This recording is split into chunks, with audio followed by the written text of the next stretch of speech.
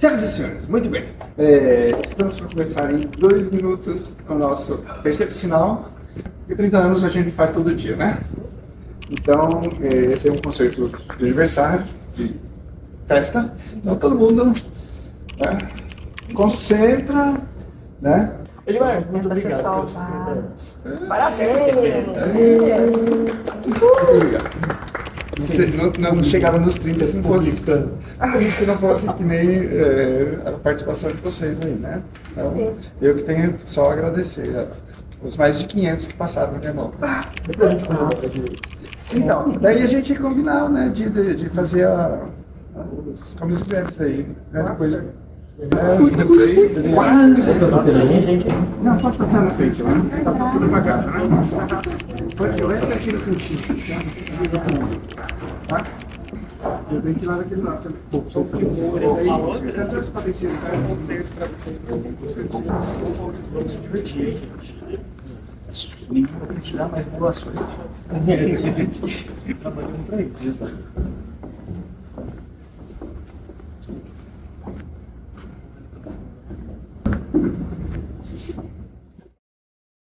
No princípio, o nome Neuma, né?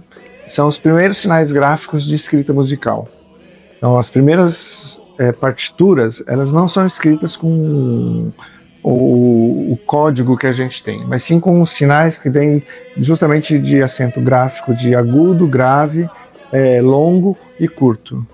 Eu usei essa ideia de primeiros sinais gráficos para construir aqui em Londrina um núcleo experimental universitário de música antiga. Até então, a música que é desses períodos medieval, renascimento, barroco, era chamada comumente de música antiga.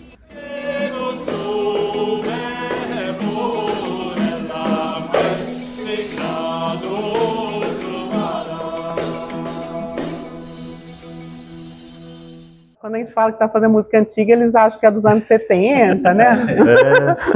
Anos 50, né? São uns 1.500 anos atrás. Já começa por aí, é uma escuta diferente, né? É tanta coisa diferente assim que a gente tem que... Até na voz mesmo, né? Para impor. É um aprendizado, gente. A técnica, a leitura, né? Porque também o Elimar vem com os manuscritos, né? Então, os xerox dos manuscritos, mas é uns negócios assim, difícil de ler.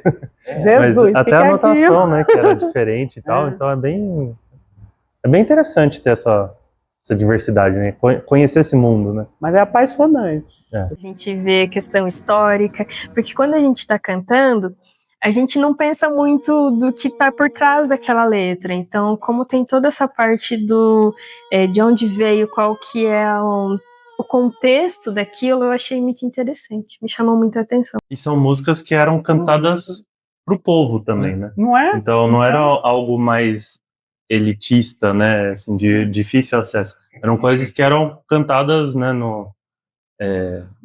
Em praça, em locais públicos, né? Não eram... vamos pra ópera hoje e tudo mais, como foi depois de um tempo, né, mais recente, né. Tanto é que eles têm até uma abordagem diferente, né, o pensamento não é em questão em relação à melodia e à harmonia, é em relação ao que está sendo contado, ao texto, tanto é que esse que é o enfoque deles, né, é em contar a história, em trazer ali as palavras, fazer com que o povo entenda. E a música, ela é um pano para conseguir transmitir a mensagem do texto.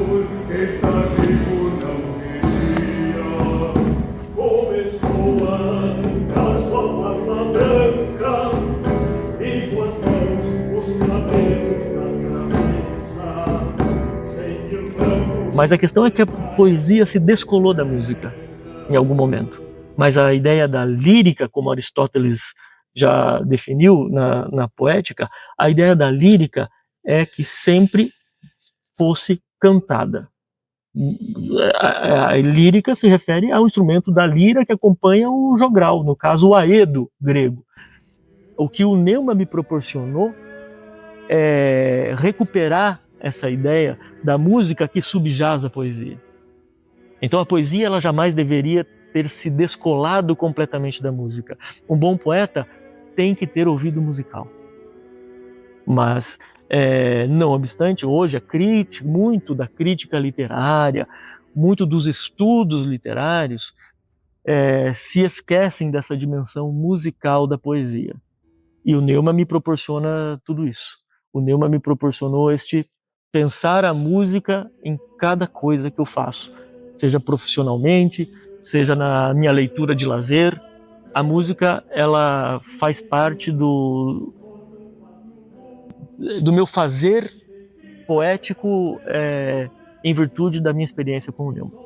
O Neumann, para mim, é um lugar de experimentação, tanto para mim, como proponente do repertório, quanto para as pessoas que vêm experimentar fazer música de uma maneira diferenciada, né? Eles não fazem música igual tocam no barzinho, igual cantam na igreja ou cantam num outro coral.